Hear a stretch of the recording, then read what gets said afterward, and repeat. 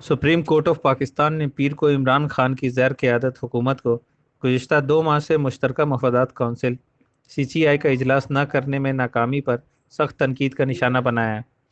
जियो news के मुताबिक 2 रुकनी bench की सरबराही में जस्टिस काजी फ़ाइज़ ईसा की सरबराही में अदालत अज़मी का हुकूमत से अदम इत्मीनान बल्दियाती इंतखाबात केस की समाअत के दौरान सामने आया है।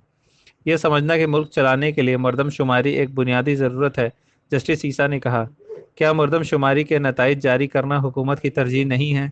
3 सूबों में PTI की हुकूमत होने के बावजूद कौंसिल में कोई फैसला नहीं लिया जा रहा है।